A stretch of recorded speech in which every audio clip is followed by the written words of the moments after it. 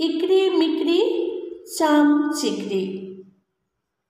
ছোটবেলার এই ছড়াটি লিখেছেন মোহাম্মদ আমিন।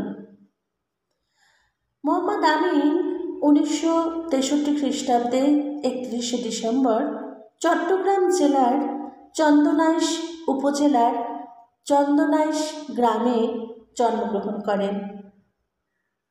তার পিতার নাম নুরুল ইসলাম, মাতার নাম সকিনা বেগম। বাংলা বানান গবেষণায় তিনি অন্যতম একজন খ্যাতনামা ব্যক্তিত্ব। উপন্যাস, রম্য রচনা, ছোট গল্প, প্রবন্ধ, রূপকথা, শিশুতোষ সাহিত্য, সায়েন্স ফিকশন, জীবনী, বাংলা বানান, আইন, ইতিহাস নানা বিষয়ে তার লেখা। ছড়াটি একটু পাঠ করি আগে।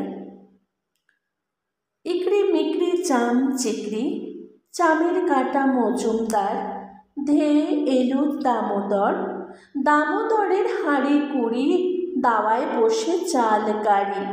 চাল কাটতে হলো বেলা, ভাত খাওগে দুপুরবেলা। ভাতে পড়ল মাছি, কোদাল দিয়ে চাঁচি, কোদাল হলো ভোঁতা, খা কামারের মাথা।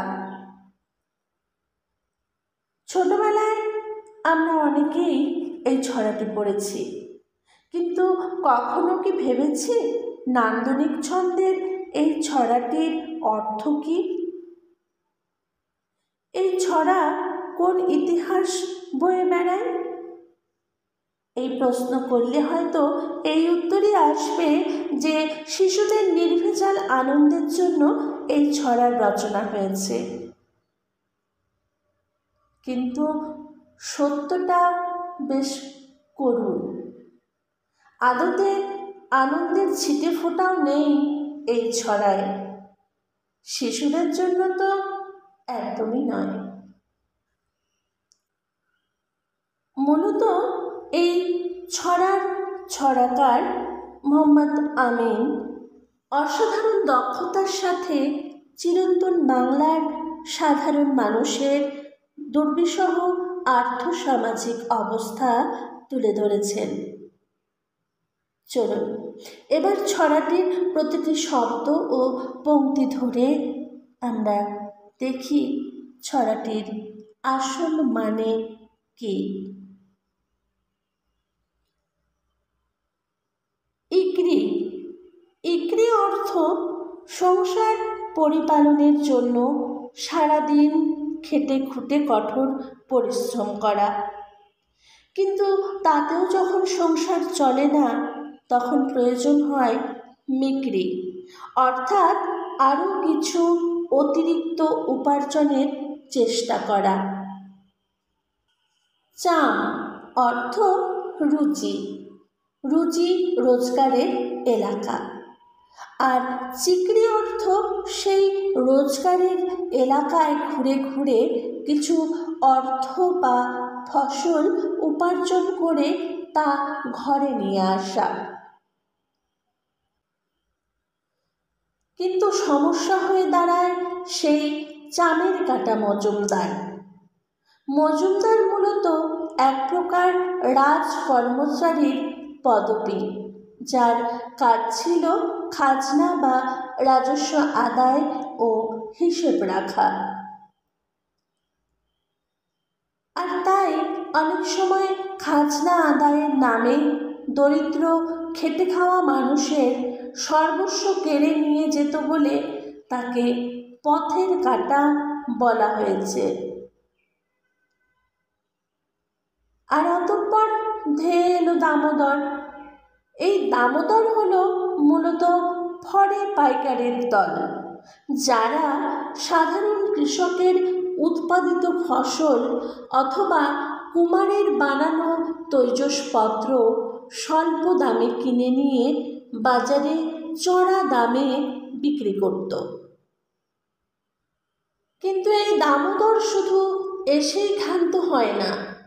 এখানে বলা হয়েছে দামোদরের হাঁড়ি কুড়ি। এর অর্থ হলো তারা যখন আসে তখন সাথে করে হাঁড়ি কুড়ি নিয়ে আসে, অর্থাৎ খেটে খাওয়া মানুষের উৎপাদিত সব দ্রব্য সাথে করে নিয়ে যাওয়ার প্রস্তুতি নিয়ে আসে। এরপর বলা হয়েছে দাওয়ায় বসে চালকারি, অর্থাৎ মজুমদার আর ঘরে পাইকারের থেকে লুকিয়ে যেটুকু চাল বাঁচানো গিয়েছে এবার সেটা দিয়েই ঘরের দরজায় বসে ভাত রাঁধার প্রস্তুতি শুরু। কিন্তু চাল কাটতে হলো বেলা, অর্থাৎ এসব ঝামেলা ঝক্কি সামলাতে সামলাতে ভাত রাঁধায় দেরি হয়ে যায়। তাই ভাত খাওকে দুপুরবেলা, অর্থাৎ প্রথম প্রহরে বা সকালে খাওয়া আর সম্ভব হয় না, একেবারে দ্বিপ্রহরে বা দুপুরে খেতে হয়। কিন্তু খাবে কি করে? কারণ ভাতে পড়ল মাছি। এখানে মাছি বলতে আসলে চোরকে বোঝানো হয়েছে, অর্থাৎ গরিবের যে যত সামান্য খাদ্য তারও শেষ রক্ষা হয় না। ছিচকে চোর সেটাও চুরি করে নিয়ে যায়।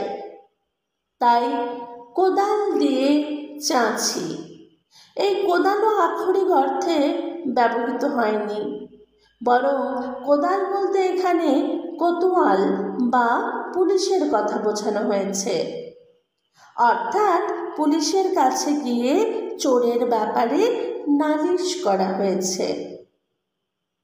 তবে তাতেও যে গরিব মানুষের হয়রানি কম হয় তা কিন্তু নয়, কারণ কোদাল হলো ভোঁতা, অর্থাৎ পুলিশ বা কোতোয়াল কোনো কাজই করে না, আর তাই খা কামারের মাথা, অর্থাৎ এই কোদাল যে কামার বানিয়েছে মানে পুলিশ কোতোয়াল সৃষ্টিকারী গ্রামের উচ্চ পর্যায়ের লোকেরা শেষমেশ তাদের কাছে গিয়েই এই হতদরিদ্র মানুষগুলোর মাথা কুটে কাঁদতে হয়। সুতরাং এক কথায় বললে এই ছড়ার ছড়াকার গ্রাম বাংলার সেই খেটে খাওয়া মানুষের জীবন বৃত্তান্ত তুলে ধরেছেন, যে কিনা কঠোর পরিশ্রম করেও জমিদার, খাজনা আদায়কারী, অসাধু ব্যবসায়ী, চোর, পুলিশ এদের উপদ্রবে নিজের পরিবারের জন্য দুবেলার খাবারও জোটাতে পারে না।